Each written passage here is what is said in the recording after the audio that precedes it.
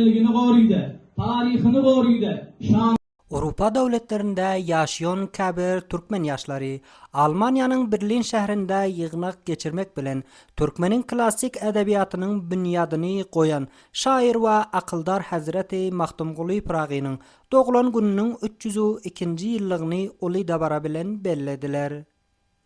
Bu medeni ýygnaga gatnaşanlar Mahtumguly Pragynyň türkmeniň dilini, medeniýetini, barlygyny gorap saklamakda egret uly roluny nykdap, bu atly şairyň eserlerini, pikirlerini bugünkü we gelejeki nesiller üçin büyük bahaly mirasdyr diýip bellediler. Bu maksatnama sözlejileri ýaş nesliniň arasynda türkmen medeniýetini, dil we edebiýaty güýçlendirmeginiň zeruriligini nykdap, bu medeni mirasy saklamagy we başgalara geçirmek jemgyýetçilik jogapkärçilikdir diýip bellediler. Bizlerin milli şairimiz Hazreti Mahtumguly Pragynyň ýatlama gününi geçirdik. Berlin şäherinde Awrupa türkmenleri jawanlary bolup we ustadlary bolup bugün bir ýaxşy mahfil geçdi. Ustadlarymyzyň ýaxşy nasihatlerinden we Mahtumguly atamyzyň taryhlaryndan anlatdylar we başga türkmen önceki bizlerin büyüklerimizden anlattılar, olaryň heli ýaxşy söhbetlerinden mustafid bolduk we galyberse Awrupanyň her bir künjinden gelipdirler bugün doganlarymız, hatta 12 saatlyk, 15 saatlyk ýollardan gelipdirler, maşallah ihlas bilen. Munyň özü bir keteken bir näme diýsem heli bir begençlik, yani sada aýsam. Maşallah burada Berlindäki doganlar we Hamburgdaky doganlar gelip bir gün, 2 gün awaldan gelip zahmet çekipdirler bu mahfil için, amadaly galypdyrlar. Köp bir ýaxşy mahfil geçdi. Heli bir hoşluk boldy bizler için, hemmemiz için hem bir ýaxşy milli gün bolup geçdi.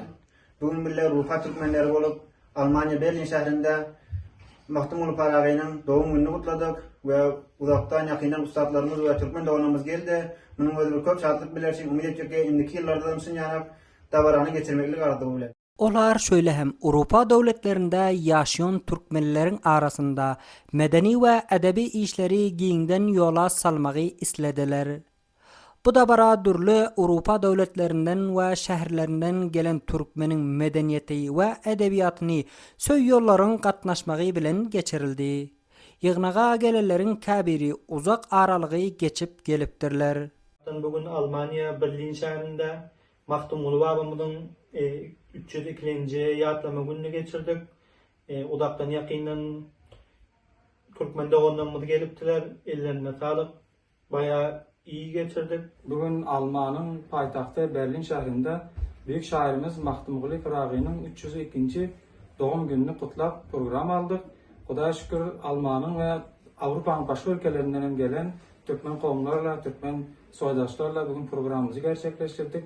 Köp hoş bolduk, köp şat bolduk. Bu maksatnamany gurnaýjylar şöyle duşuklaryň medeni baglanşyklary poktalandyrmakda, milli barlygy saklamakda, türkmenleriň edebi we taryhy baýlyklaryny gelejeki nesillere geçirmekde möhüm rol oýnajakdygyna umyt bildirdiler.